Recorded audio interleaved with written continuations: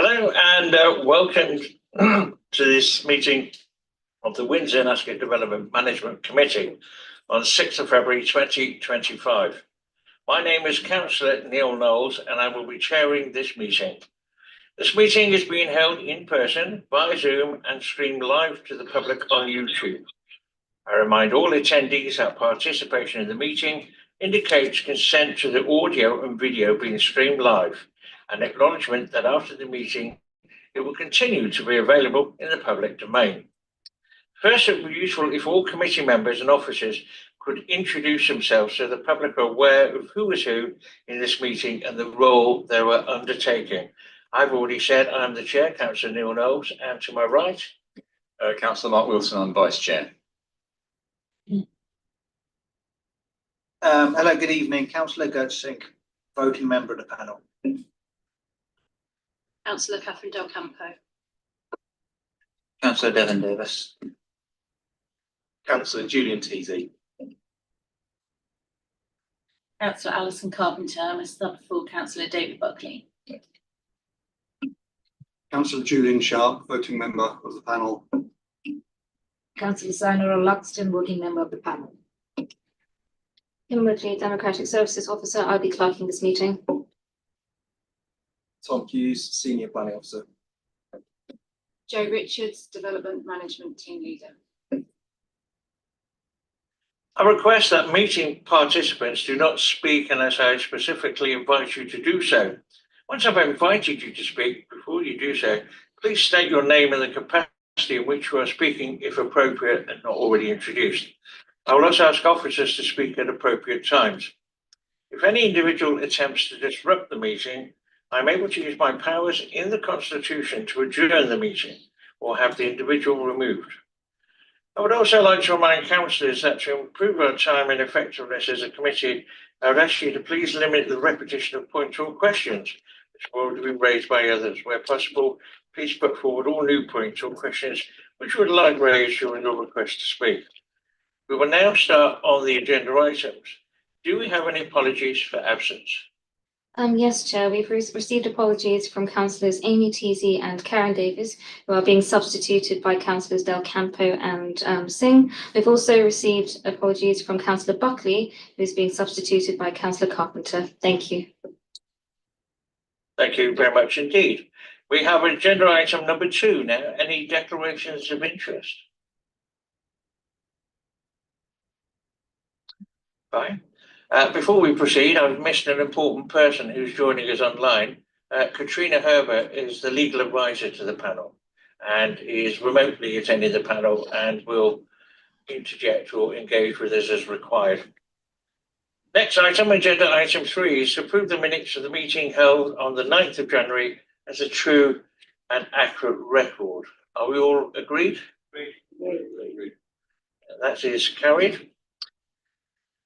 Agenda item number 4 is a full planning application for Tower Lodge and land at Tower Lodge, Charters Road, Sunningdale, Ascot, SL5 9QB. If I can ask Tom now to introduce this item and to give us a briefing.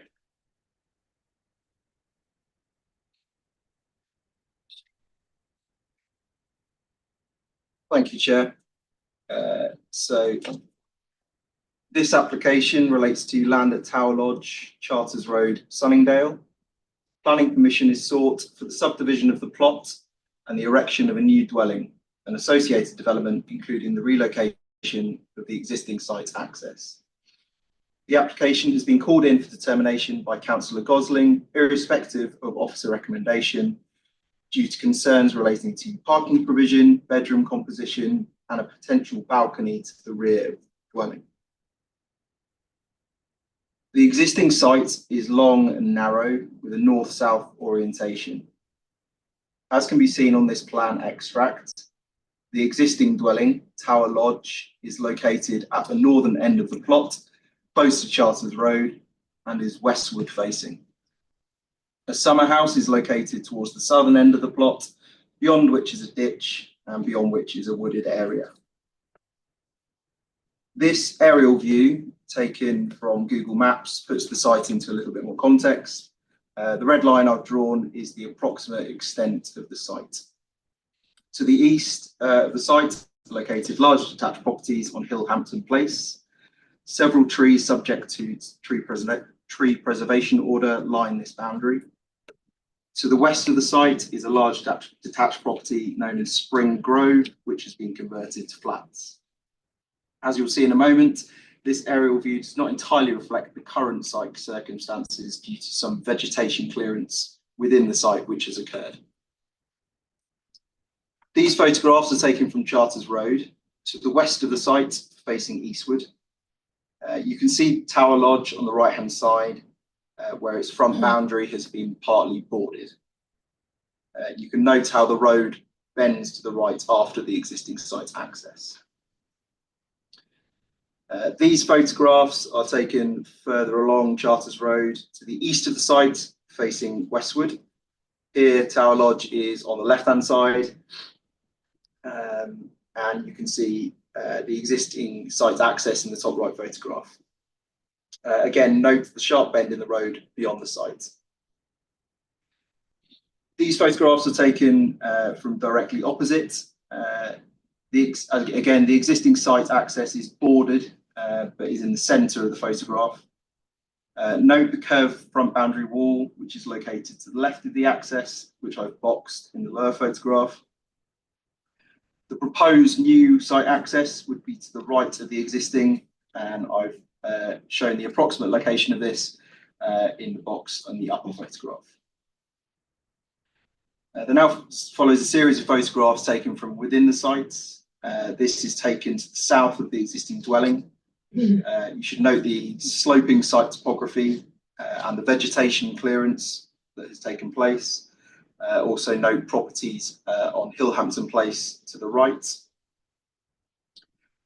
This shows the opposite view within the site down towards the existing summer house and approximately the position of where the proposed dwelling will be sited. Again, note the change in ground level. These photos are taken in the approximate location of proposed dwelling towards properties on Hillhampton Place. This is slightly further down the slope, and again slightly further down the slope. This is the existing summer house on the site, which is to be retained. This is a wider view of the site taken from the southern elevation of the existing dwelling. This is an existing detached garage opposite the existing dwelling, which is to be demolished to allow for the creation of a new driveway. Turning to the proposals then, this is the proposed site plan, which shows how the plot would be subdivided. The blue line is the curtilage of the retained dwelling. The red dotted line is the new curtilage to be created. You can see that from the relocated site access, a created driveway would extend along the westward boundary. There would be shared entrance gates on the Charters Road frontage, with a second set of entrance gates for the proposed dwelling, which will be set back from the existing driveway. Ample space for parking will be retained to the frontage of Tower Lodge. Though during the course of the application, amended plans were submitted by the agent to clarify the proposed parking arrangement for the new dwelling, which would be served by 3 parking spaces with space for turning. You can also see from this plan that the proposed dwelling would have a north-south orientation and would be principally 2 stories in height with a single-story element to the rear. I've annotated the plan here to show approximate separation distances from the proposed dwelling to neighbouring properties. A distance of approximately 37 metres would be maintained between the proposed dwelling and Tower Lodge, 23 metres between the proposed dwelling and number 3 Hillhampton Place. To number 4 Hillhampton Place, there would be a distance of approximately 15 metres between the buildings at their closest points when including single-storey elements, though the distance would increase to approximately 19 metres when measured at upper floor level between the 2-storey elements. A 23-metre distance would be maintained to the building at Spring Road. It's considered that at these distances there would be no conflict caused to the minimum separation distances as set out in the Borough Wide Design Guide. This sectional drawing is useful to illustrate the change in ground level on the site. These are the proposed plans of the new dwelling. You can see 3 bedrooms located to the upper floor and an open plan living, kitchen area, study, and a gym, cinema room at the lower ground floor level. It's understood that the room labelled gym, cinema room has caused some concern, though you should note that due to this concern in terms of it potentially being used as a further bedroom, though you should note that due to the sloping site topography, this room would be mostly subterranean, does not include any external windows, and would not therefore be considered to be a habitable room or suitable to be used as a bedroom. These are the front and rear elevations of the proposed dwelling. As is apparent, due to the site topography, the proposed dwelling would be built into the slope and would present as a single-storey structure when approaching from the north. To the rear elevation on the right, you can see the single-storey rear element with a rearward-facing bedroom above it. This bedroom would be served by a Juliet balcony. You can note the change in the colour on the fenestration to denote a balustrade. A Juliet balcony or a false balcony does not open outwards and would not enable access onto the proposed single-storey element flat roof. The concerns raised around potential overlooking from a balcony are not shared by officers on this basis. In any case, the use of the flat roof could be restricted by condition. Here you can see the proposed side elevations of the dwelling. Note the main entrance to the dwelling at upper floor level to the westward elevation, which is on the top. To the eastward elevation on the bottom, the upper floor level would be located 3 high-level and obscure glazed windows. 2 of these windows would serve bathrooms or en-suites, and 1 would be a secondary window to the rearward-facing bedroom. It is not considered that any harmful overlooking would occur from these windows to properties in Hillhampton Place. And referring back to the separation distances I showed you before between the buildings, there would be, again, no conflict with the minimum separation distances as set out in the design guide. Here, this is just an extract of the proposed front entrance gates. And here you can see a clarified plan which was submitted during the course of the application to show existing and proposed visibility displays. So the existing site access, which is shown on the left-hand side, is deemed to be deficient in terms of the visibility displays which are currently achieved in an eastward direction. As a result of the relocation of the site access and removal of part of the existing front boundary wall, this would enable compliant visibility displays to be achieved in both directions, which is considered to represent a betterment on the existing situation in terms of highway safety. Further updated information has been submitted during the course of the application to demonstrate compliance with the sustainability SPD, though as the development will not achieve net zero carbon offset contributions totaling £3,583 would be secured by a legal agreement. The development is considered to be acceptable in terms of its design and is not considered to have a harmful impact on the character of the area. As a backland development, the proposed dwelling would be appropriately subordinate to the frontal dwelling, and due to the site topography would not be clearly visible from any public vantage point. Ecological surveys and arboricultural reports have also been submitted with the application. These have been considered by relevant officers and have been undertaken to an appropriate standard and subject to the suggested conditions. Protected species, habitats and trees would be appropriately protected and conserved. The development will also deliver an on-site net gain in hedgerow units of 227%, though the mandatory net gain in habitat units would be delivered via an off-site financial contribution through an offsetting provider, and this will be secured via a condition. An appropriate assessment under the habitats regulations has also been undertaken as part of the application process. Mitigation towards the impact of the proposed development on Thames Basin Heats SPA in the form of financial contributions totaling £12,353.80 would be secured via legal agreement. Finally, your attention is drawn to paragraph 11D of the MPPF and the presumption in favour of sustainable development, which applies here. This is given the council's published position of a 4.47-year housing land supply. So, in accordance with paragraph 11D, any harm arising from the proposal would need to demonstrably and significantly outweigh the benefit of granting planning permission, which is not considered to be the case here. Officers have identified no significant harms arising from the proposals.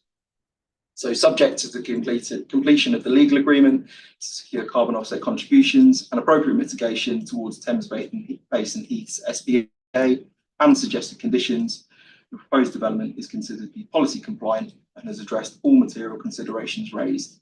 It is therefore recommendation that planning permission be granted. Thank you, Chair. Thank you, Tom, for a brief. We now come on to the speakers list, and our first speaker is Mr. Chris Parnell. Chris, if I can ask you to... Mrs. Oh, I'm sorry for presuming. If you can come over to the microphone.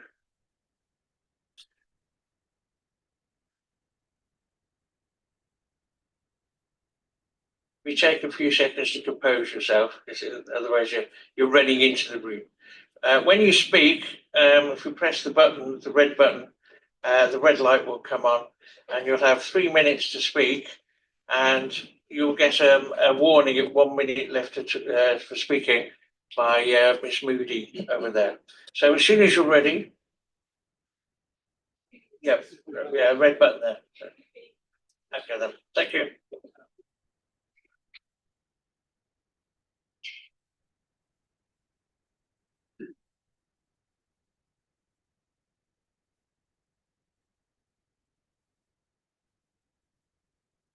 You can begin when you're ready. Just press the button to switch on the microphone. Yes, I'll be timing you. I'm speaking as one of 8 households objecting to this application. The character of Sunningdale is leafy residential suburb with neighbourhood plan policies designed to preserve it. Those policies are not respected in this application. DG1, it's out of character with low density detached houses and spacious plots. The contemporary design in no way complements Tower Lodge, an old hunting lodge with likely rural connections. DG2, it's out of scale. The insensitive position with about 10 metres about the adjacent houses of 3 and 4 Hillhampton impacts on separation, amenity and privacy of those properties. My privacy in number 4 particularly, as there appears to be a balcony shown on the south-facing rear elevation. DG3, it's not sympathetic to the existing character of the local townscape. EN3, it's not protecting a garden, but overdeveloping it, inappropriately stripping space for a drive in a new dwelling, utterly compromises the garden amenity of Tower Lodge itself. EN4, we have existing badger runs which are protected by law. Biodiversity has already been compromised with the removal of 3 mature trees, drastically reducing the canopy. It will take many decades to recover something we're all encouraged to protect.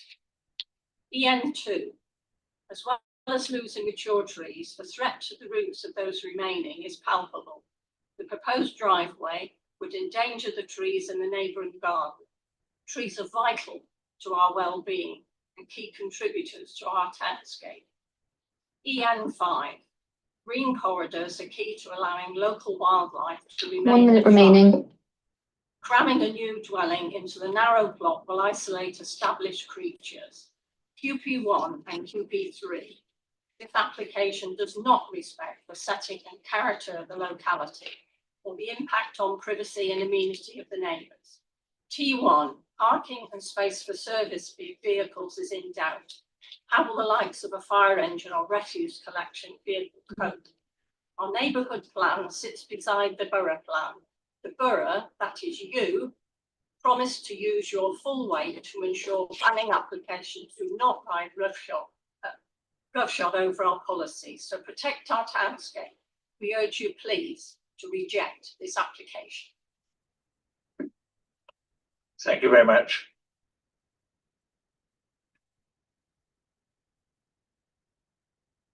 Now call on our next speaker for the applicants, Mr. Adam Constantino of Wolf Bond of Planning Limited.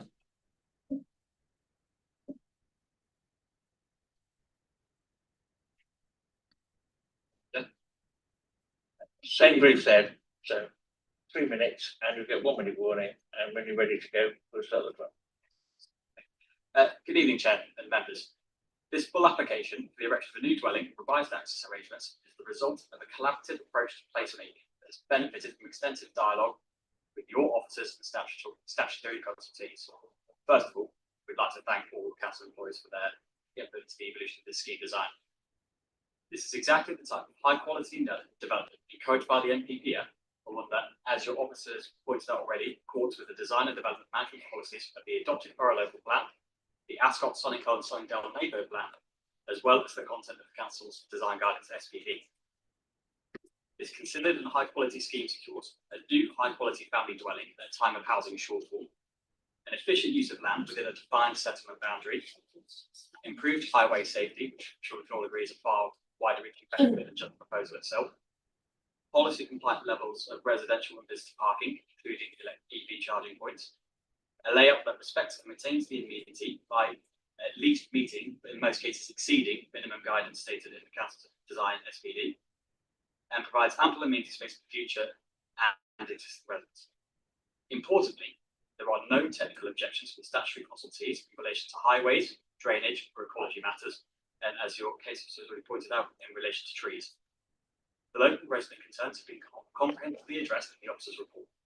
Overall, the scheme has been sensitively designed to respect prevailing character of the surrounding area, neighbouring and future residential amenities.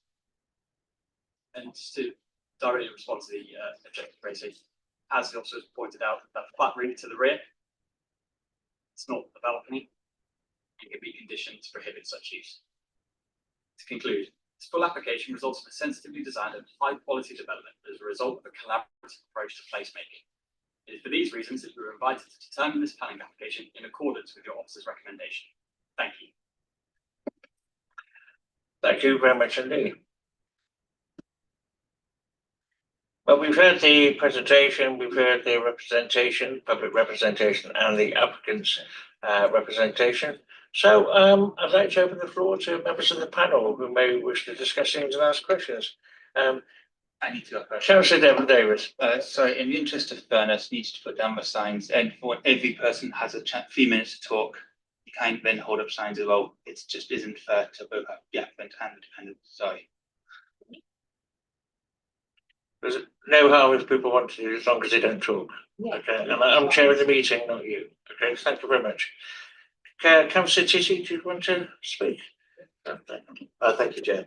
Okay, can I just start looking, the officers in their introduction mentioned the possibility of adding a condition re the use of the flat roof, and indeed the applicant has just pretty much, I think, almost conceded that that would be an acceptable thing. Is that something that we can possibly all agree on before we go any further?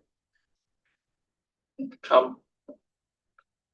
Yep, so that's the case. So if you look at the report, condition 25 states no part of the roof area of the building hereby permitted shall be used as a balcony, roof garden or similar amenity area. Okay, sorry about that, I did miss that. Okay, so it's there. Okay, brilliant. Okay, can I just ask first of all about the tilted balance that we are now in? I just reiterate it would be good at some point for members of the panel and the main head equivalent panel to get some sort of training on this, just so that we fully understand the implications of this. But Does this have, what impact does this have if we were not in a tilted balance? Do you think your recommendation would be the same? Joe, would like to answer? So I think, first of all, it's important to say that we are in the tilted balance here because it's an application for housing. So it's quite clear in paragraph 11D of the MPPF, I think, which Tom showed on his slide. So for decision making, that means that where the policy is most important for determining the application, so that's our housing policies are out of date, so we can't demonstrate a 5-year housing land supply. The tilted balance is engaged. So that means we have to grant permission and unless two things apply, and the first of which is if there were policies in the framework that protect areas or assets of particular importance, provide a strong reason for refusing the development. That's not the case. We're not looking at impact on heritage assets. We're not looking at development in a flood risk zone, or impact on a designated site or site of special scientific interest. So that limb of paragraph 11D doesn't apply. So we're looking at paragraph 11D2. So you grant planning permission unless any adverse impacts of doing so would significantly and demonstrably outweigh the benefits, which in this case have been explained as the provision of housing. So really your starting point when you're in the tilted balance is to approve development. You as decision board officers have surmised that there is no harm. This is a policy compliant application. So going back to your original question, if we weren't in the tilted balance, if we were doing a flat balance, if you like, a non-tilted balance, we would still be recommending approval of the application because it is a policy compliant application when assessed against the development plan as a whole. Yes, Del Campo. Thank you, Chair. I've got a few questions, if that's okay. The first one is on the visibility space, and I wonder whether you could put the slide back up that shows.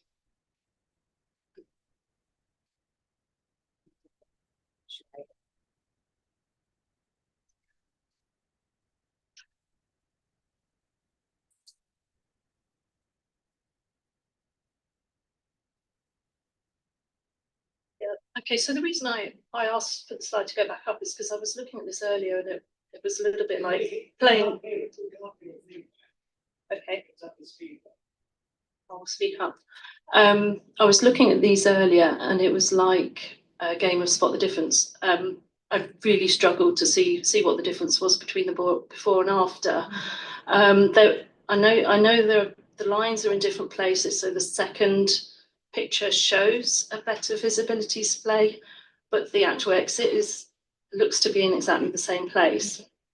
So I was wondering if we could have some clarification on that, please, because we are being asked to accept that this is a safer design, but I just cannot see it. So that's question one. If you could reply, Tom. Yeah, indeed. So the visibility display, so the existing visibility display would be the pink lines sort of emanating here and here, eastward and westward along Charters Road. So in accordance with manual for streets, essentially in this location, you'd be looking for a visibility display of 2.4 metres by 43 metres in both directions. In the existing access, that visibility display is not achieved in an easterly direction. The visibility display is compromised by the curvature of the road and also the front boundary wall. So in an easterly direction, a visibility display of 2.4 metres by 25 metres is only achieved. By setting the site access further to the right, so it's on the right hand side here, this is where the access would be drawn from, and again here you've got red lines extending from the centre point of that access, where it's demonstrated that appropriate visibility displays that are achieved in both directions. So in highway safety terms, it's considered that the existing site access is deficient from a highway safety perspective, whereas the proposed access would be compliant with standards that we're using basically. Okay, so what I think has happened is that both pictures show the proposed design, and then you have to sort of work out where the origin of the display is in the first picture to understand where the gate is currently. I think it'd be helpful to have it on the old on the existing design. I think that would make it easier to understand. We could point out with your pointer where the existing entrance is there. Okay. So where the cursor is there, that is the sort of the meeting point of the visibility display from the existing. It's moving slightly further along Charters Road, and so on this drawing here, you have visibility displays drawn from that point, and it's then compliant in that location. Okay, thank you. So shall I give you my two other questions? They're quite short ones. Shall I? Yeah. So I wanted to ask about the great crested newts, because there was some conflicting advice in the report. One piece of advice was that there was a low risk of there being newts on site, and another piece of advice that there was a high chance. So I just wondered how we square those two differing opinions to come to a sort of sensible conclusion. Yes, thank you, Chair. So in this instance, so the site is covered by a categorisation for the entire borough. In this instance, the impact zone for great crested newts is red, which in accordance with its classification indicates a high likelihood of great crested newts and or their habitat being present on the site. I think in the consultation response from our ecologist, they pointed out that there is a pond 50 metres to the west of the site, which would potentially be suitable for use by great crested newts, though that had been tested for great crested newts presence and returned a negative result. There is a ditch which runs across the site and connects to the pond, and again that was assessed and also found not to provide suitable breeding opportunities for great crested newts. So it is with consultation of our ecologist, it was considered that the measures to protect the species could be addressed by suitably worded conditions which have been recommended. So in conclusion, it is not considered that the proposed development would unduly harm any protected species, including great crested newts, and then other protected species such as nesting birds and other wildlife on the site. Thank you. Final question for now. Thank you. Yeah, the public speaker mentioned access for emergency vehicles and fire engines, I presume. Could you just clarify, because we've got two gates to this property, haven't we? Thank you, Chair. So yes, so there would be a shared main entrance onto Charters Road, which would lead into the driveway for Tower Lodge.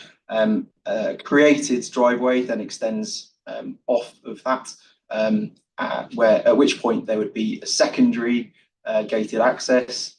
That then leads onto a driveway which then serves the parking spaces for the new dwelling in front of that, and there is also a turning point. So from the purpose of entering the site, parking and turning, again, it's considered to be a compliant arrangement. Sorry, the question was specifically about emergency vehicles. So, you know, if fire engine rocks up, how do they get in? Yep. I mean, I think it's the same we've got the same, a quite, what's the word? A standard access, if you like, for a private dwelling house that's being accessed at the end of a driveway. It's quite clear that there's provision for private vehicles to enter and exit the driveway, as can an emergency vehicle. The highways officer has not objected to the proposal. It's considered suitable in terms of highway safety, access for emergency vehicles and private vehicles. We're going now, Councillor Singh, Councillor Carpenter, and then. Sorry, Chair, Councillor Luxton has had her hand up for quite some time.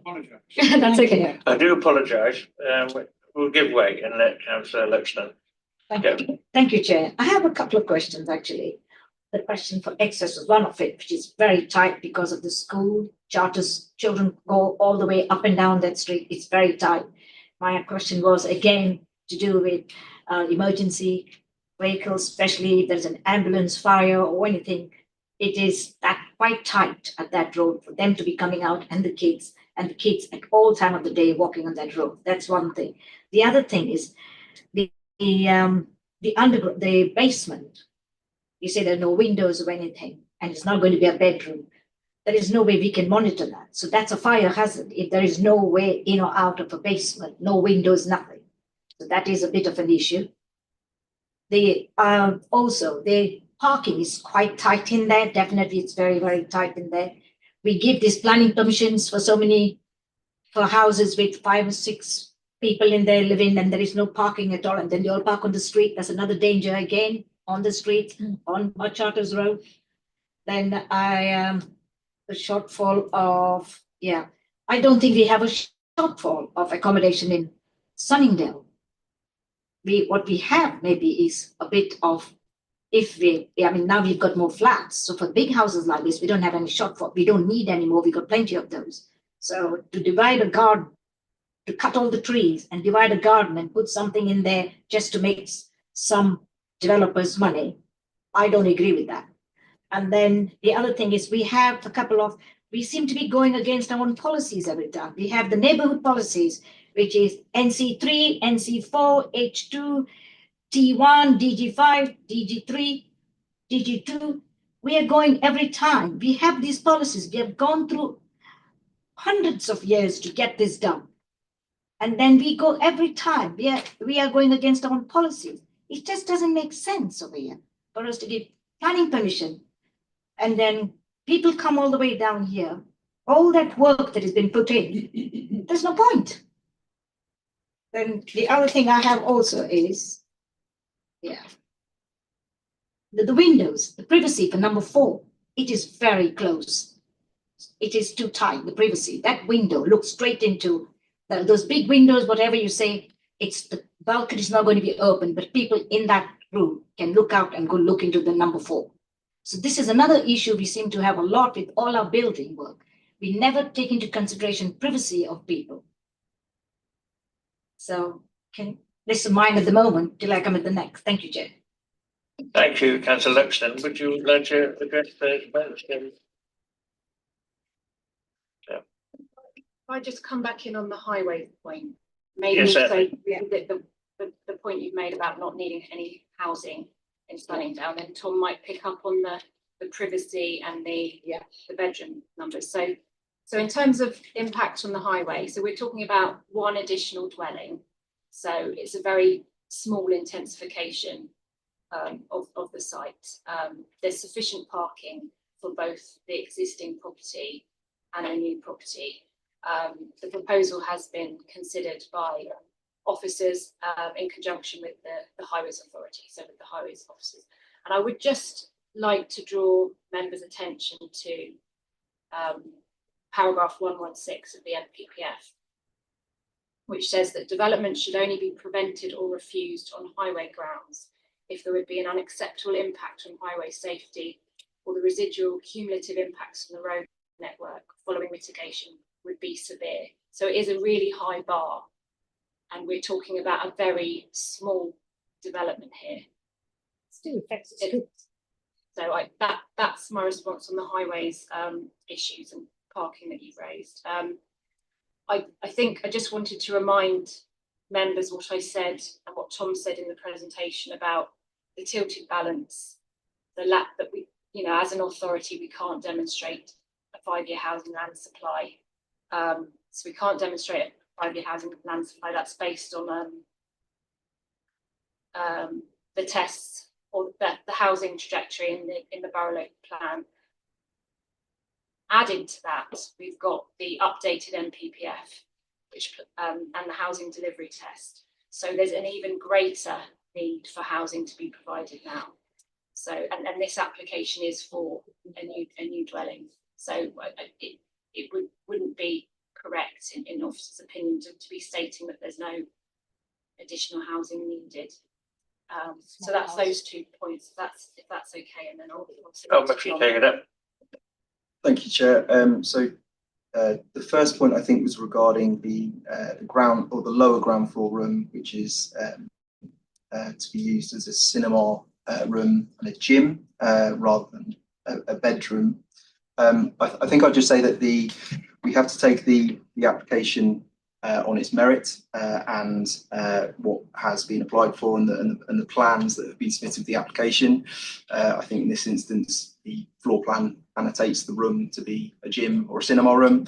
That's not considered to be a habitable room, so there wouldn't be an expectation that room would be served by an external window, irrespective of whether one could be installed to an external face of the room. In this case, it would be mostly subterranean, so it's highly unlikely that there would be able to be one provided. I think it's just, as I said, the application is assessed on its merit. In this case, the room is not a habitable room, and so we're satisfied on that basis that in terms of the matters such as adequate daylight to that particular room in the dwelling aren't as the requirements of that wouldn't be as onerous as they would be were it a habitable room such as a bedroom. Secondly, I think the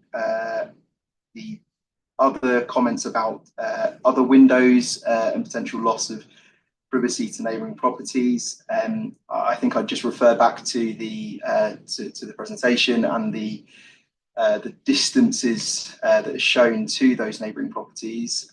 So I think we have to the basis for determining whether there is any material harm to neighbouring amenity in terms of loss of privacy through overlooking. The basis for calculating that is set against the borough-wide design guide, which has set minimum separation distances for a variety of compositions, whether they're front to front or rear to rear, rear to side relationships. In all cases, there is no conflict with any separation distance from the proposed dwelling to any of its neighbours.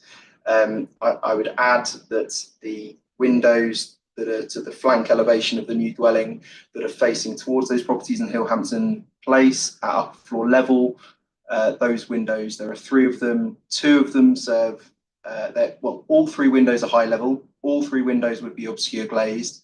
2 of the windows would serve bathrooms, and 1 would be a secondary window to a bedroom. So I think I think officers are satisfied that based on those windows being secondary windows to a bedroom or serving bathrooms, and that they're high level, and that they're obscure glazed, all of which can be secured by condition, and that the separation distances exceeds that which is set out in the borough-wide design guide, there wouldn't be a significant harm to a neighbouring amenity that's arising. And then I think that the point was reiterated about the potential loss of privacy from a balcony. And again, I just reiterate what I said in my presentation. There is no balcony that could be used for sitting out on or standing on or otherwise enjoyed. And again, I just reiterate that can be controlled by condition. Thank you. Thank you, Chair. Yes, I would like to actually make sure there's a condition on that, because saying one thing and going there to sort of when you go down there, we have different stories. So I would like the condition to be put down there. And also, I know we have no way of monitoring these kind of things, but it'll be important to do so. I think we should. And I still don't agree that with the basement, they should not, there is no windows, no lights or nothing coming in. And it doesn't sound like it will be sooner or later done to a bedroom. Then we'll get planning permission to put windows in there. I'm sure that'll come in later. But I don't agree that it should be with no windows at the moment either. So, so you've got the basement. And again, there is the stream down there. It will get flooded. Thank you, Chair. I'll come back later.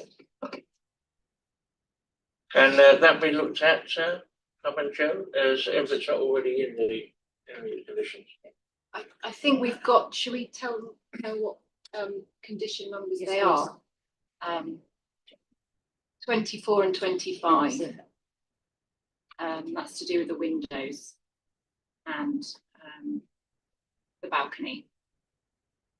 It's Or definitely, no use of the roof. So there's two conditions that already cover that. yeah. Are you happy with those No, conditions? but what about the glass, the The obscure glazing, Obscure, yeah. sorry. Number 24. not 24? Yeah.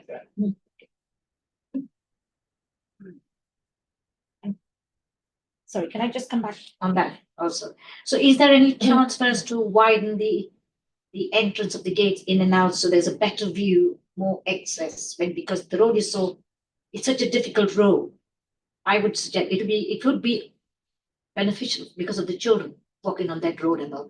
It's quite narrow. The view, for us, some people who don't live down there will think, oh, that's an easy, it's okay, we can go through it. But it's a very difficult time when the school, it's a very busy road as well. So I would actually like to see if it's possible, widen both the gates so there's a better view for the driver to see who's coming and going. Thank you. Bob, please. Yeah, I mean, I just reiterate that the proposed access achieves the required visibility displays in both directions. The main entrance gates that are proposed, they're not immediately abutting the footpath. They are recessed, so there is space to pull off the carriageway whilst the gates are opening. And appropriate visibility displays would be achieved. We're going back now to Councillor Singh. Thank you, Chair. I just wanted to raise a point that was raised over here earlier. I think my colleagues raised it regarding the gates. I do have some concern about these the secondary gates onto this property and the condition number 14. The condition reads at the moment, any gates provided shall open away from the highway and set back a distance of at least 5 metres from the near side of the carriageway or adjoining highway. Now this is referring to the second set of gates. I think that condition's a bit lazy in there. It's that's about 20 odd yards into the site. That's normally a standard condition that we put on when the property is on the main road. What I would like to propose on that one, I've just jotted this down if I can read my scribble. What I would like that to be amended to or added is just beef it up a bit because of the emergency vehicle concern. If there is a fire in that property or there's a need to call out the blue light services, we don't want any delay in them getting in there. So what I would like to see something along the lines of prior to first occupation, access or access to the gates. The emergency access arrangement shall be submitted to and agreed by RBWM. And what I would like to include is an emergency override mechanism, which is approved by the fire authority, such as a fire brigade kill switch, a manual override, or an automatic opening in case of power failure. And that would give a quick access without delay to the emergency services. Is it possible we can do that within our powers, officers? Is there anything that says it's electric gate or? I'm not too sure. I'm not sure on the details of what's in the application at the moment in terms of whether the gates are electric or not. It's a very normal arrangement that's being proposed, and that is what's in front of us tonight. We have to determine the application in front of us. I think what you're asking would not meet the tests, would not meet the 6 tests set out in the NPPF in terms of imposing conditions. I don't think it's reasonable, proportionate for an application of this nature. It goes above and beyond what we would how we would look to condition these types of developments within the borough. I've not seen a condition like that before.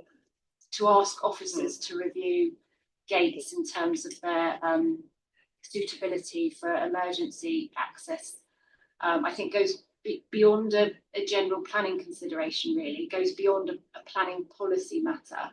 It's probably something separate that would be covered under building regulations. I would advise against suggesting a condition like that. I don't think it would meet the tests.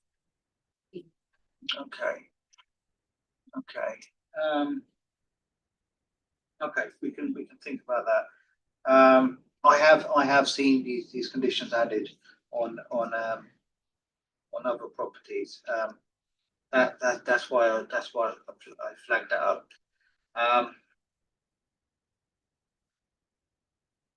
I mean, we can always insist on having this condition added as a committee. I think you're confusing our fire regulations with planning conditions. If you've got to build more than one building with electric gate, there's a completely different set of regulations under the fire regulations about access.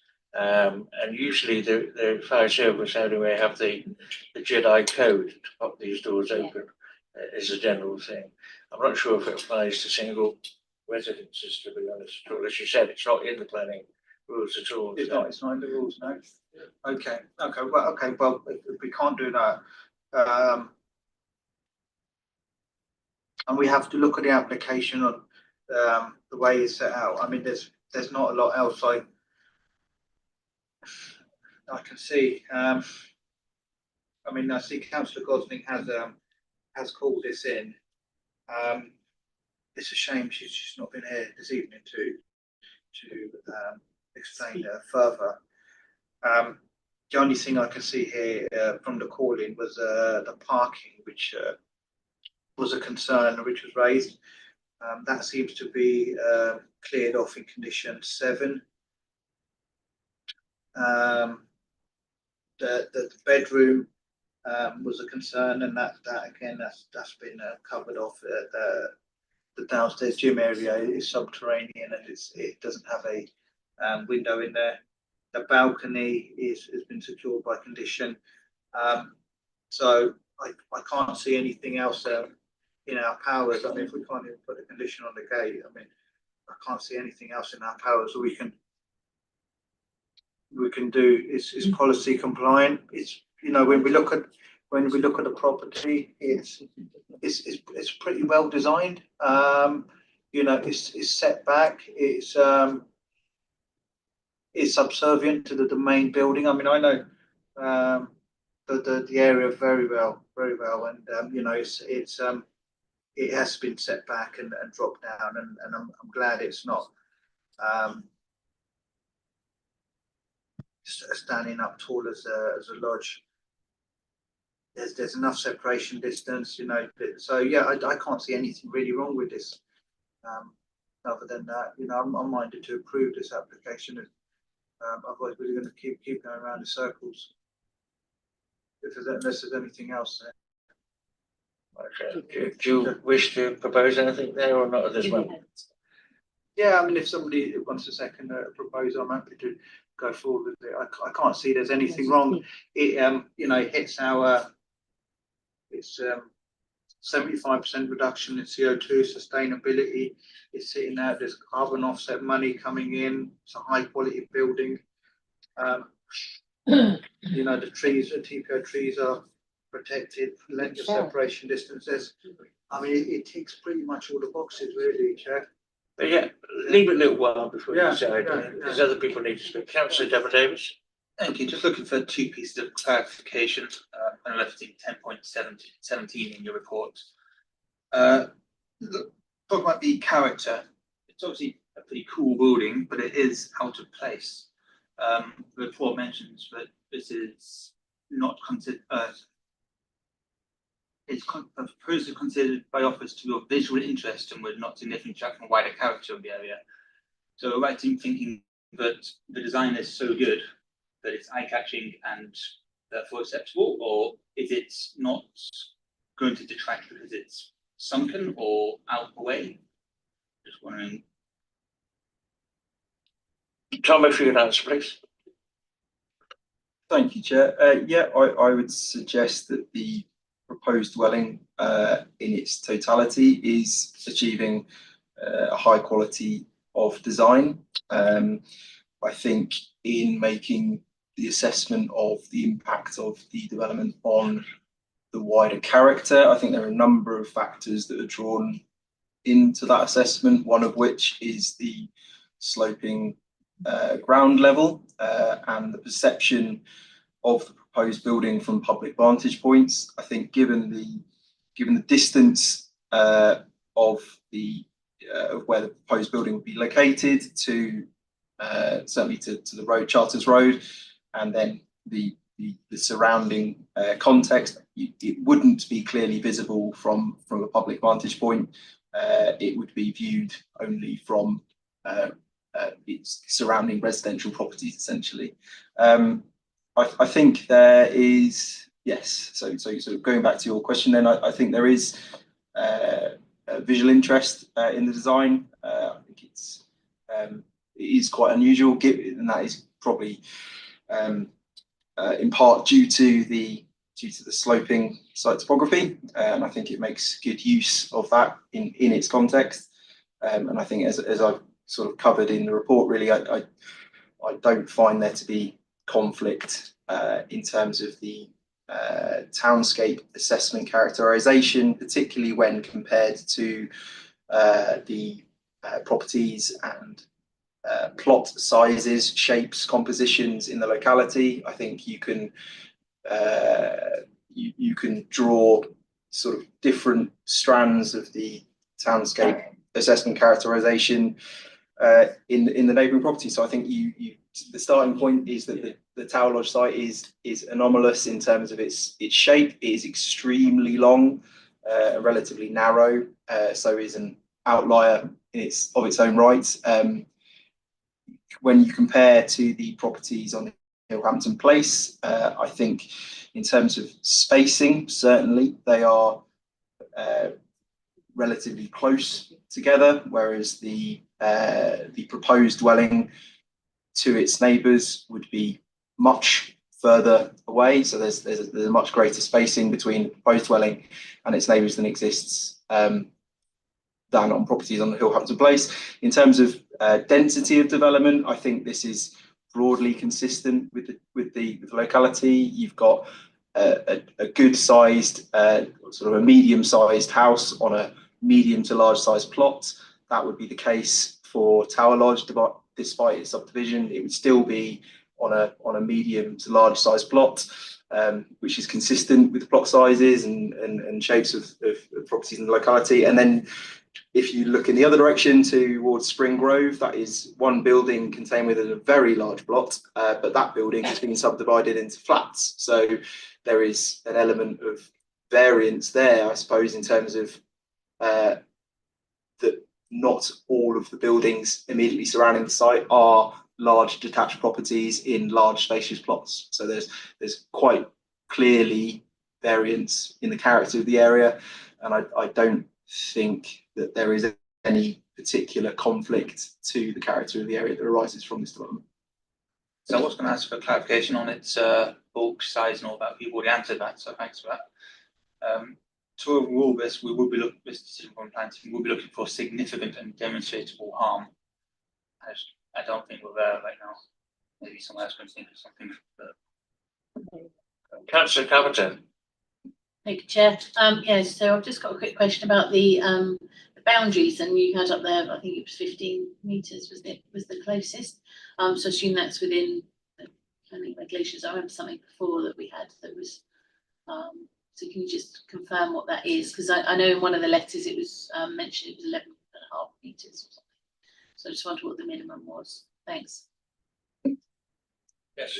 Thank you, Chair. Yeah, so essentially the minimum separation distance that we'd be looking at in order to comply with the borough-wide design guide separation distances would be at 2-storey level. The relationship between properties on Hillhampton Place and the proposed dwelling would be one which is a rear to a side relationship, and in that instance you would need a minimum separation distance of 15 metres between the 2-storey parts. In this instance, a distance of approximately 19 metres at 2-storey level would be maintained to the nearest neighbouring property. I think, as I showed on the annotated annotated plan that I put up, there is a closer distance to parts of neighbouring properties. I think number 4, Hillhampton. Can you put the drawing up? Yep. So you stick the slide up, makes sense. Otherwise.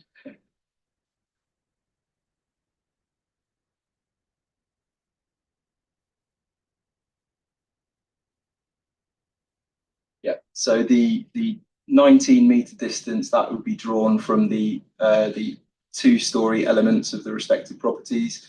The 15-metre distance there is between a single-storey element of that property, and again the assessment that is made in accordance with the borough-wide design guide would be a minimum 15 metres over 2 stories. So I think officers are satisfied that there is compliance with the design guide.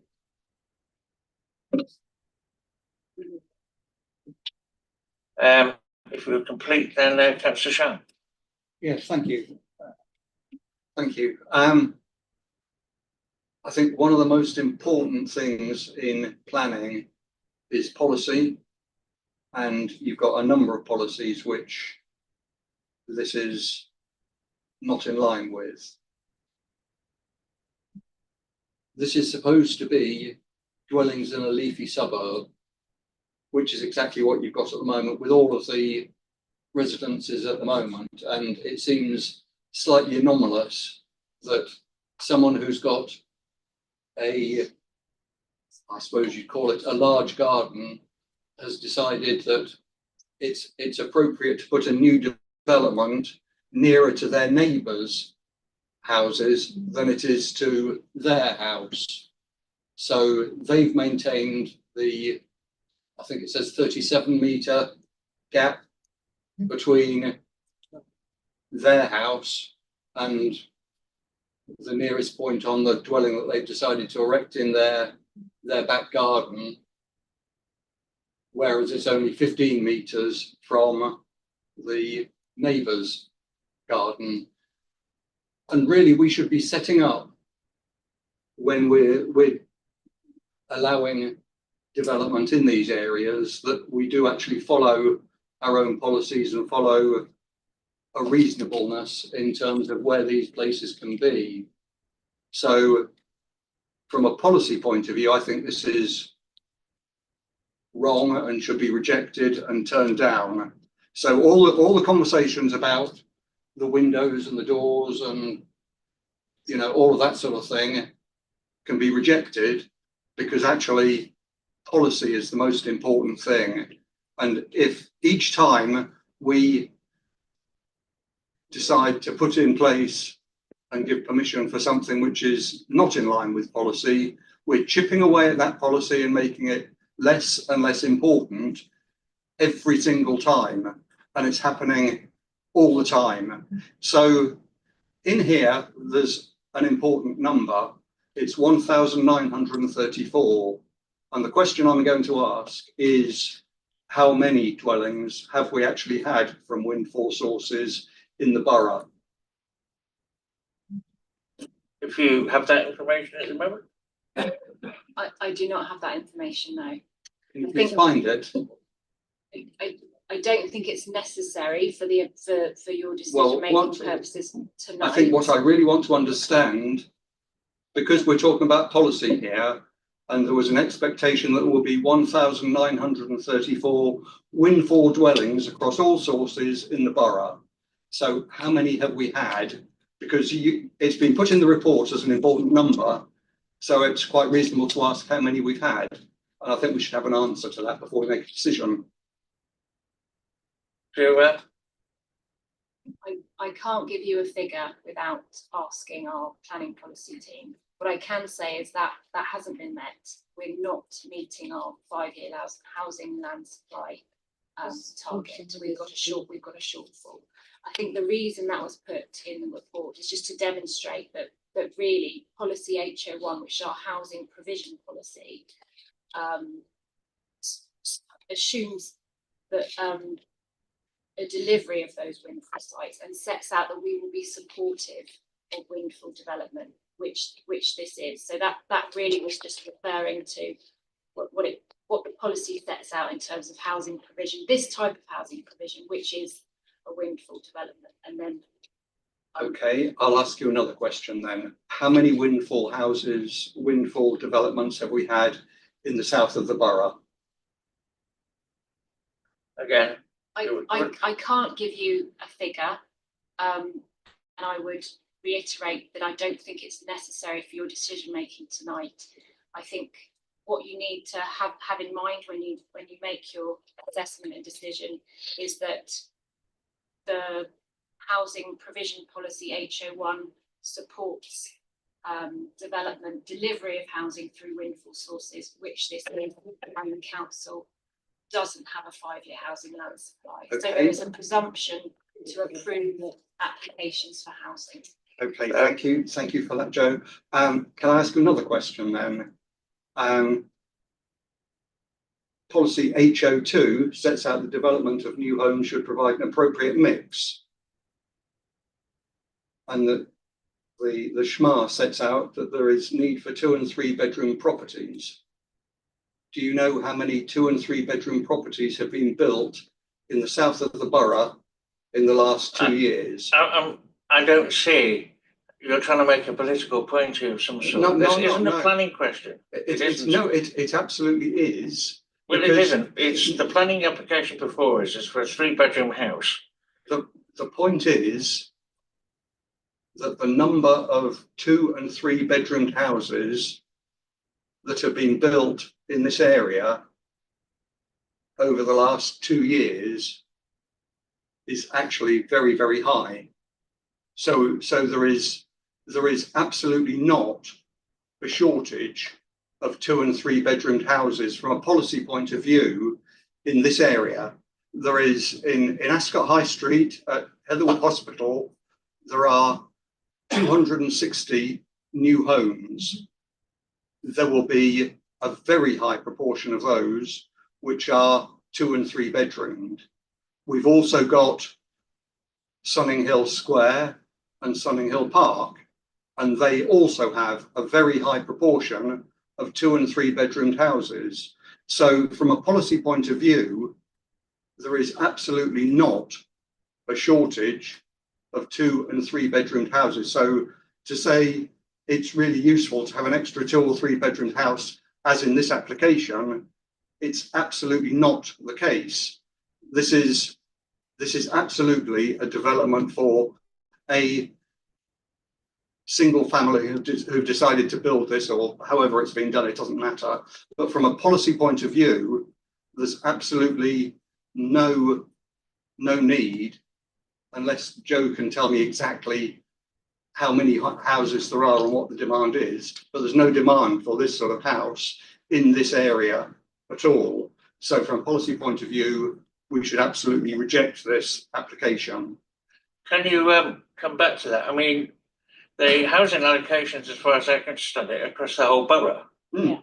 Not, Cheers. not Not just saying one. that you have more in one area and less in the other. So I'm a bit confused about that, but could you answer that? Yeah, I suppose one thing I would say about the housing land supply is that is closely monitored by our our planning policy team. So it's constantly being updated, taking into account permissions that have been granted, housing that's being built out within the borough. So it is quite up to date. It's based on the latest appeal. There's information on our website. So that figure of 4.47 is the most up to date figure we can give you, based on allocations, windfalls, etc., permissions that have been granted. So there is a need for housing generally. In terms of the need for this specific type of application, it is a family dwelling. So they are evidence-based, which informs policy HO2. The SHMA does look at different types of housing that's needed and demanded within the borough boundary, based on the stats and evidence we had at the time of drafting the borough local plan, and that was, that went through evidence-based testing, and was found to be sound. So officers believe that this application does meet the requirements of HO1 and HO2. So it's policy compliant, but also to be considering this in the context of the tilted balance is really important for members. So to move on to more specific things then, if I disagree with you. I understand where you're coming from, Joe, but I've got a slightly different view to you on all of that. But what I was concerned about was the boundary and the implementation of the boundary at the gate point, and the fact that the speaker mentioned that there was the boundary was likely to cause damage to neighbouring trees. How do we stop and prevent that sort of damage? Because quite often when these developments, you put a pathway up a driveway near to a boundary, neighbours have got trees there, and damage is caused because you're going through the roots and all that sort of thing. So I'd like to understand how we protect neighbouring trees and what actions we're taking. Yes, thank you, Chair. Yes, so in terms of impact on trees and ongoing protection of those trees, that has been considered. So we were in receipt of substantial arboricultural information, which has been, as I said earlier, considered by officers and to have been undertaken to an appropriate standard. And officers concur with the findings of that information, which is that subject to appropriate protection during the course of construction, through various measures which are set out in a tree protection plan within that arboricultural information, also an arboricultural method statement that will be followed during the course of construction. It's considered that those trees within and adjacent to the site would be adequately protected. So there are a number of conditions that are recommended, which are relevant in this regard. So condition 15 refers to protective measures that would be introduced to the site during the course of works to protect those trees. And as I said, there has been provided a method statement for works which is to be followed as secured by condition. There is also a further condition 16, which states that any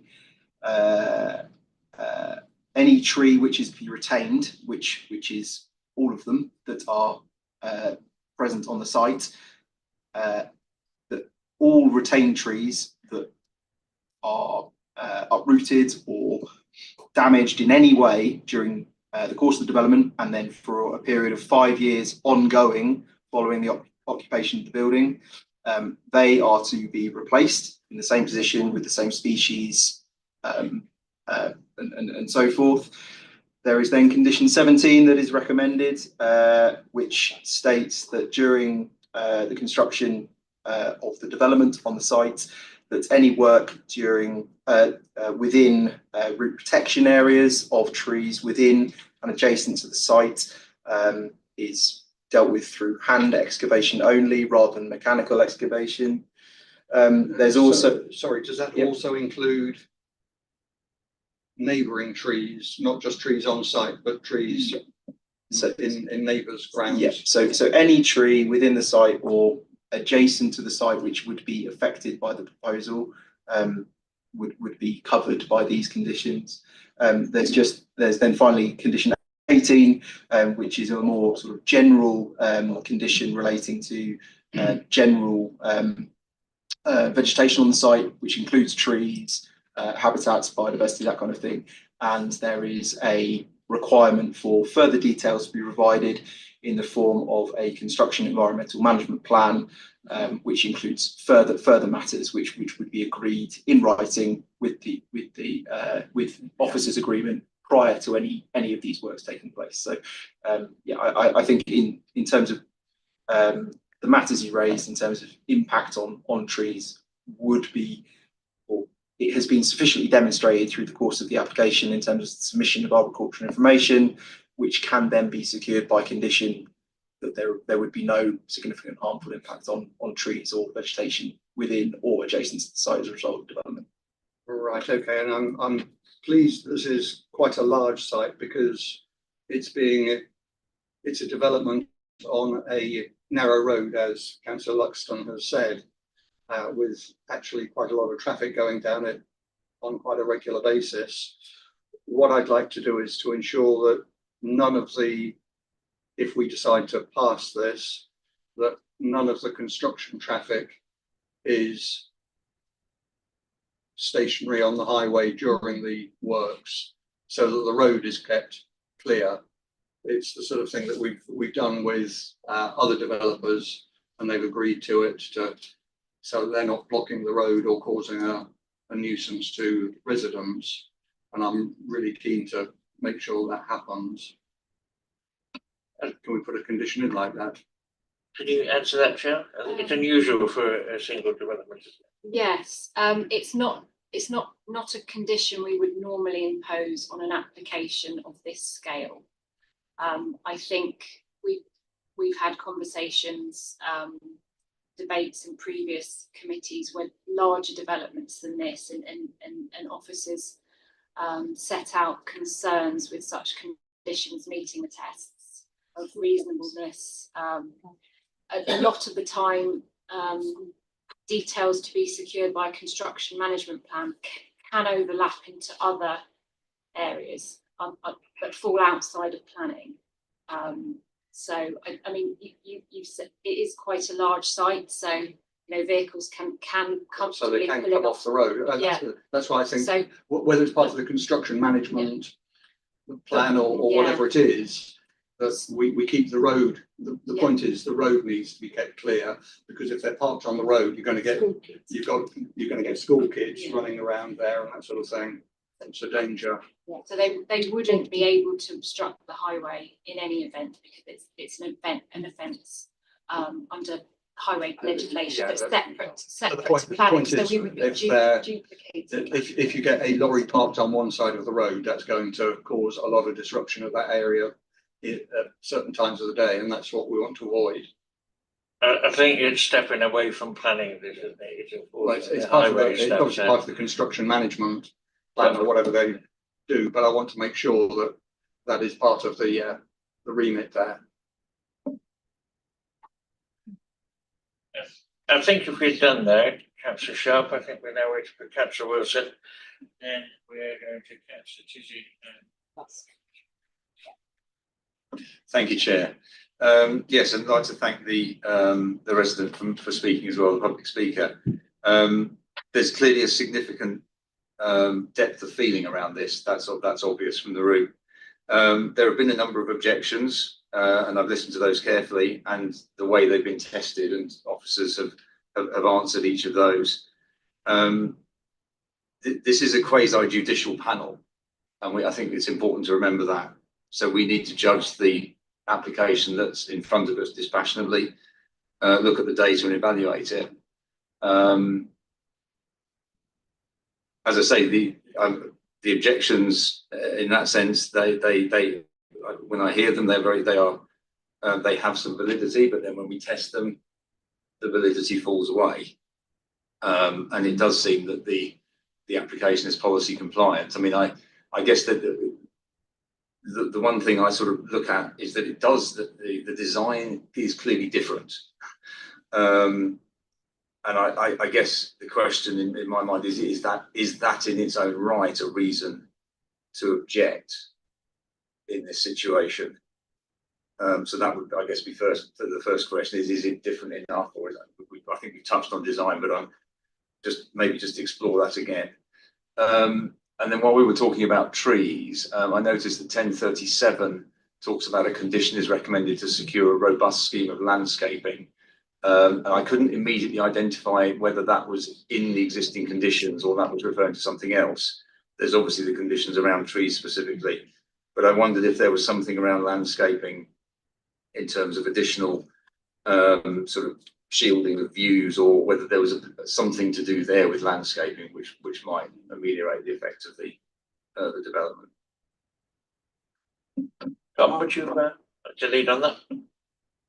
Thank you, Chair. Just we're starting with the last point regarding landscaping. So that is suggested condition number 23, which seeks approval of details relating to both hard and soft landscaping works prior to the commencement of the development. There are also condition, sorry, what's the number? Condition 19, which seeks agreement prior to the commencement of development for details relating to wider biodiversity enhancements of the site, and that would include requirement for planting of new native trees and shrubs on the site, and in addition to various other matters. So it's already not the second part of the question. Yes, there is a condition suggested relating to landscaping, and within that and other conditions, additional tree planting would be secured by those conditions. To your first point around sort of design, I sort of just refer back to previous comments. Really, I suppose it is more of a subjective matter and an element of judgment. So there is sort of difference, I suppose, in this scheme, but yeah, I don't think there is significant and difference to any policy consideration in that regard. So while there is an aspect of judgment that is involved, I don't think it's significantly and demonstrably different to any aspiration of a design related policy, whether that be in the borough local plan or the neighbourhood plan. Again, that's what I was just to add to that, I think when you're looking at design and impact on character, I think the external appearance of the dwelling house is a consideration. It is one of many considerations that Tom has been through in his report. He's been looking at plot sizes, layout, siting, height. So I think if you were to have a dwelling of a very different design to other dwellings in sort of in a frontage layout, and that dwelling itself was tall and very prominent in the street scene, that may be more harmful, more significant. I think here we're talking about a dwelling that it does look different to some of the properties that surround it, but we are also looking at a backland site, a property that was been sunken down into the landscape, into the topography of the site. So the difference that you see in terms of its external appearance is mitigated a lot, because you've got all these other factors to consider as well. So I think that's the main point I'm trying to say, is when you look at design, it's not just the external fabric of the building, it's all those other things to do with layout, siting, how visible it would be from the street scene. And that may, well, it's certainly an officer's consideration has meant that we consider this to be policy compliant. Yeah. No, thank you, and thank you for those comments. And obviously, again, as a reminder, this planning decisions is all about weighting, and what we, there's a lot of significant factors, in favour of this. So that's all. And I think Councillor Tizzy was next. Thank you, Chair. Yes, I'd just like to start by, I suppose, saying thank you to the officers, because I think that actually when I look at the list of conditions and the way this has been put together, it really is very, very comprehensive.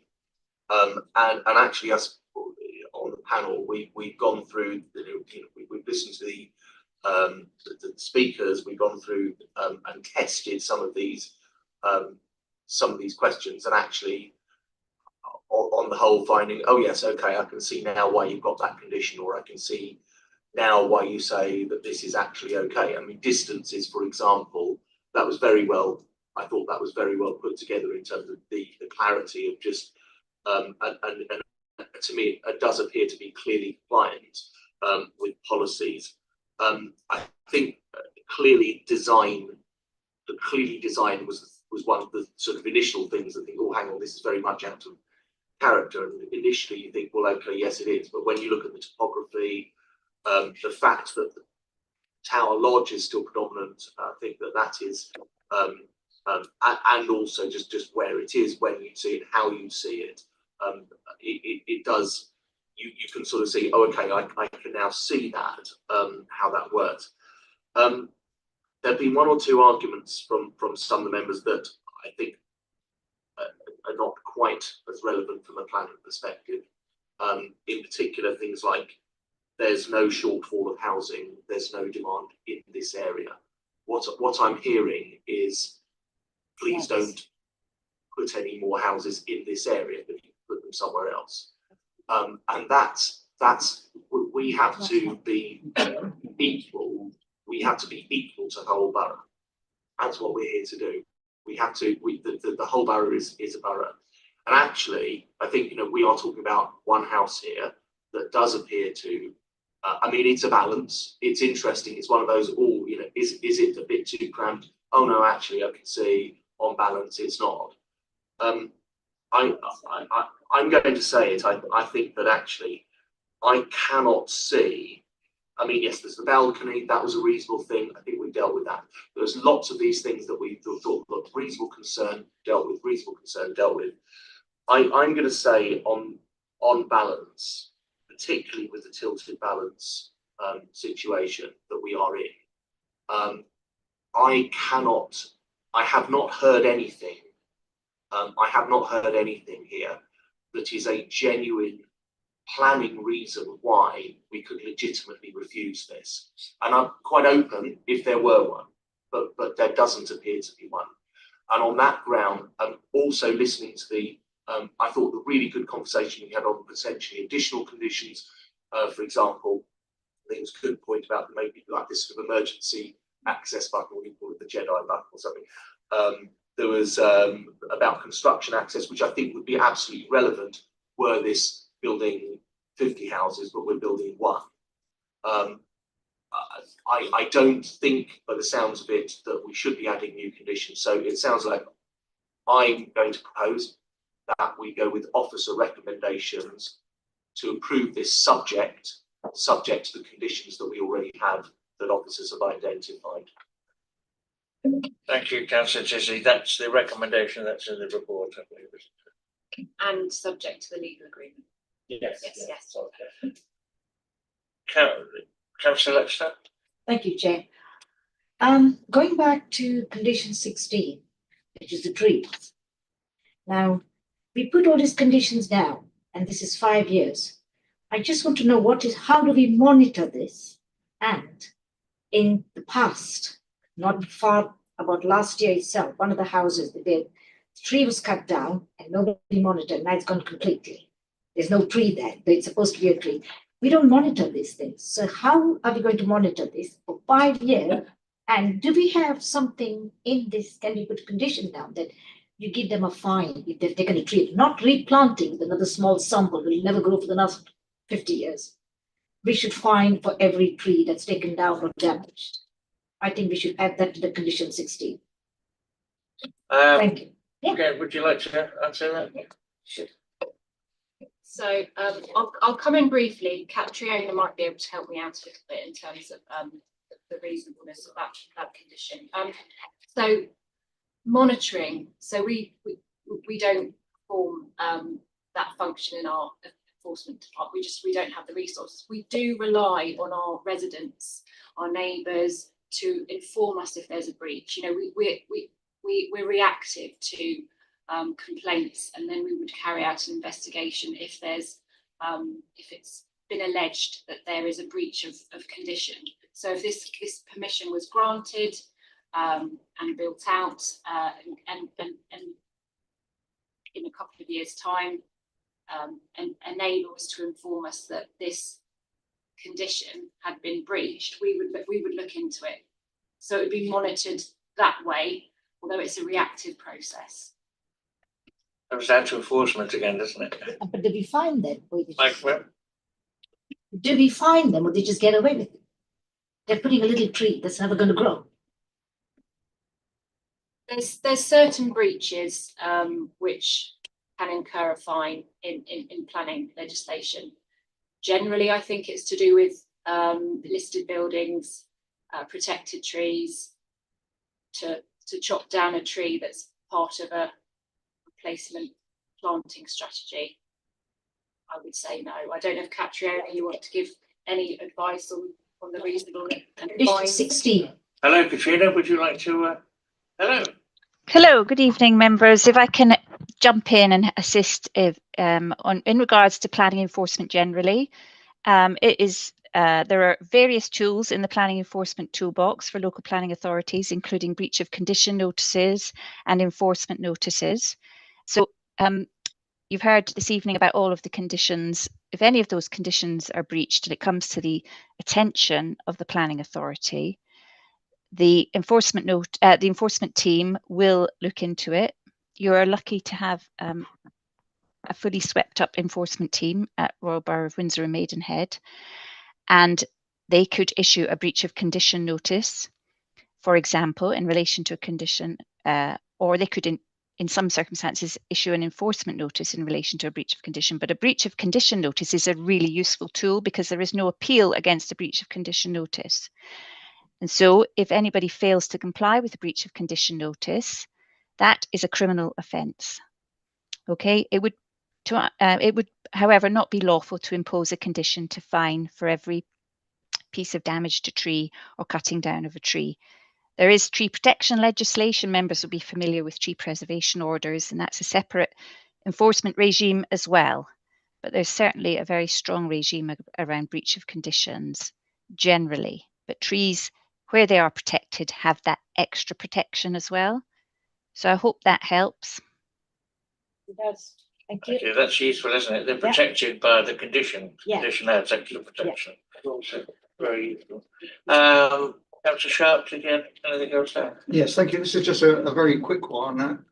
In terms of the screening that we were talking about and the landscaping, it talks about that very, very generally, and it doesn't say anything at all about screening for neighbours or anything like that, if that's going to be required. And I'm thinking about number 4 that is only a short distance away, and I think we should put in the condition to ensure that it is very clear that there needs to be some screening to number 4 if that's going to be required.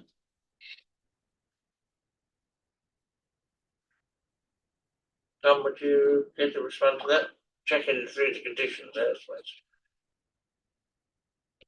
Yep, I suppose my response would be that there is the wording of that condition seeks approval of details relating to both hard and soft landscaping, and so those matters would be subject to further scrutiny by officers before anything commenced on the site. So that would include boundary treatments, vegetation to site boundaries, and within the site. So we would be looking at those matters prior to any commencement occurring. But what protection does that actually give to neighbours who are potentially being overlooked? I'm not saying they are, but potentially being overlooked.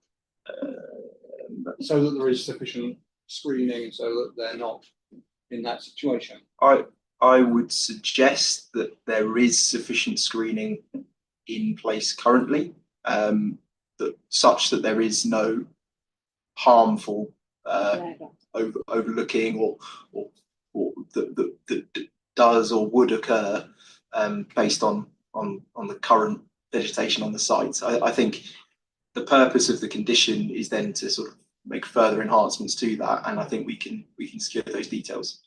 Surely, unless we're specific about it, that existing vegetation could be cut down, and that's not part of the plan here. It's not part of the building works, so that could be cut down, and all of a sudden what we think is acceptable screening is no longer there. So I think specifically we need to put something in here which does protect those boundaries.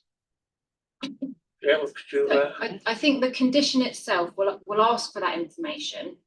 We'll ask for information of all landscaping of the site, and officers can look at that, and we can, when we agree it will be agreed for that landscaping to be implemented and retained. I think what you're asking for is specific. You want to see specific landscaping on that boundary. Is that right? I don't want to. I'm not asking for specific landscaping.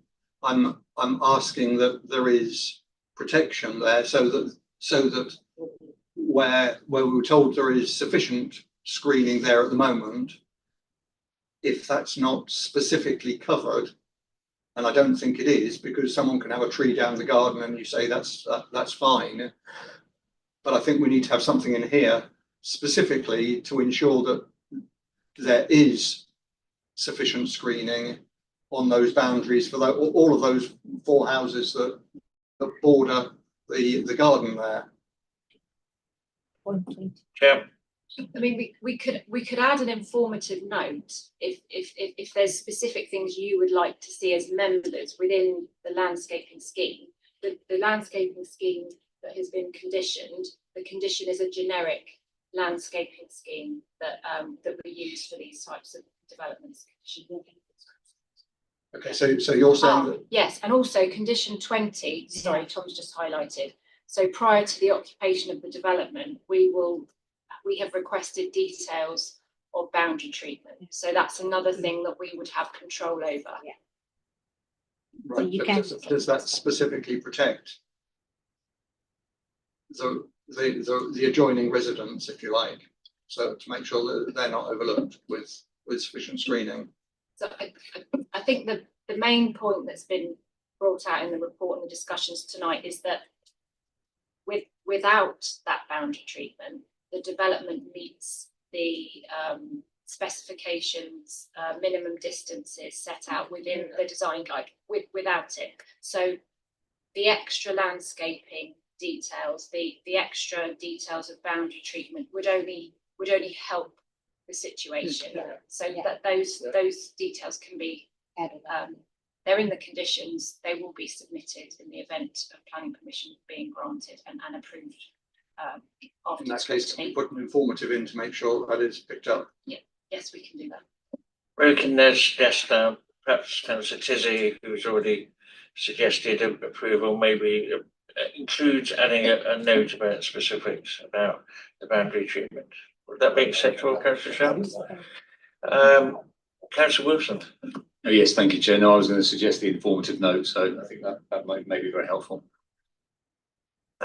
We have at the moment one proposition to approve, according to the words, with the point, the note around specifics around boundary treatment. Do we have anybody seconding this? Councillor Devon Davis seconds that. Are there any other propositions at all? I put in a proposition to reject it. If you want to propose that, you're welcome to do that. I'll put in a proposal to reject this. And give a second. I'll second that. Okay. So we have two propositions. First one is to approve and Sorry, we need some reasons as to why you'd like to refuse the application. On policy grounds, not in line with policy. yes. So can we just clarify this? We've gone through the NFPPP, the tilted balance policy, and every other policy. So it's the overarching policy, isn't it? Can you just clarify that though, to make sure we've got a defensible point, Councillor Sharp? So. Well, it's just there are many policies where it's not in line with neighbourhood plan. I mean, all of the policies there. So I do it on those grounds.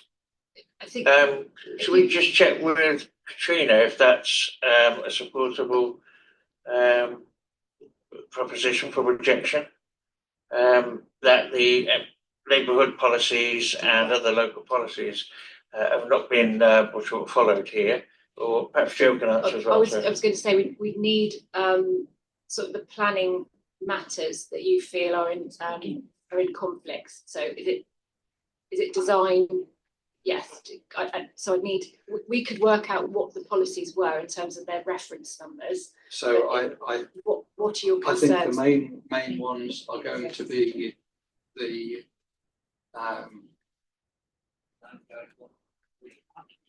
it's not in line with villas in a woodland setting. It's not in line with. It's not in line with many different policies, which I think really. I think our legal officer would like to intervene, please.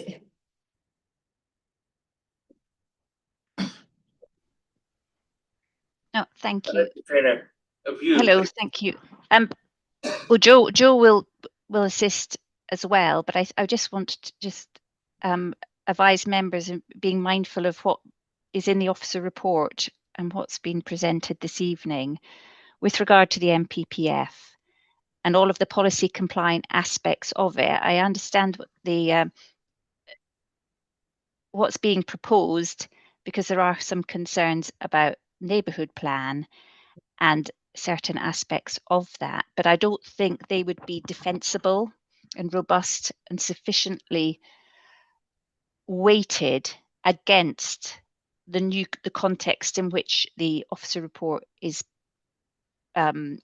presented and written, and for all the reasons that Joe highlighted earlier on in the presentation and in the debate. It has been a really good debate, and obviously there are some concerns, and the councillor mentioned in relation to numbers as well. I think that would be a particularly risky area to put into a proposed reason for refusal around numbers and specific numbers on windfall sites. That was something that was raised, and the demand for 2 and 3 bedroomed homes as well. The application, as far as the officers are concerned, is policy compliant. So I think members will be struggling to come up with sufficiently robust defensible reasons that it's not policy compliant in the face of all the submissions in relation to the MPPF and the Borough Local Plan. Thank you, Chair. Okay. So are we proceeding on that basis? I think the problem is, in reality, that it is in its own right as an application in line with all the requirements that we make. What it's not in line with, I don't think, is the spirit of what the borough local plan is supposed to be about, and the local neighbourhood plan, and it's driving a coach and horses through that. And I think it's just very sad that we keep allowing these infills here, there and everywhere. And it seems to be that we're getting more and more of these. And I suspect we'll get a lot more of these over the next few months and years as time goes by with the way the local plan is. So yeah, I think it's well, let's see what happens with the vote. You're withdrawing that, yeah. Okay. Councillor Carpenter? Councillor Singh, sorry. Yeah, thank you, Chair. Look, I just hearing the debate here, look, we've got to be very, very careful about this. When we're sitting on this committee, we are sitting as borough councillors. We're not sitting here as ward councillors. Sometimes it's very, very difficult as ward councillor. I have it all the time, get pressured by the residents. But I can't see any reasons to refuse this. We've got, when we're looking at the housing supply, we are desperately in need of housing across the borough, across the country. We've got a Labour government in power. They're planning to build 1.5 million houses in this term. Planning policy. No. Okay. Don't need that. Just talk about the application. I can't see any reason to refuse this application. Refusing this application, we've heard from officers, it's not defensible. It will be reckless. And it's just the only reason I can see here could be NIMBYism. There's no other planning reason. You said, we've heard councillors here saying that it is in breach of all the policies. He's talking a lot of. It's okay. You'll finish shortly. I'm finishing up. This is important because what's going to happen is if we refuse this application, it will go to appeal. We'll lose the appeal, and what costs will be awarded.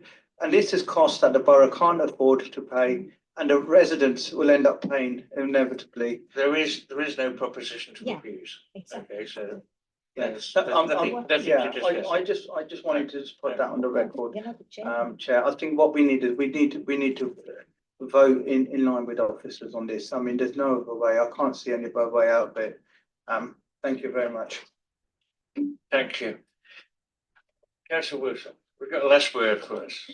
Thank you, Chair. Sorry, this may now be sort of superseded, but I was going to ask that if we were to go down the avenue of refusing, then I wanted to ask Catriona the sort of the expected legal route, which I think Councillor Singh has probably outlined. But could I just ask Catriona to give her view on that?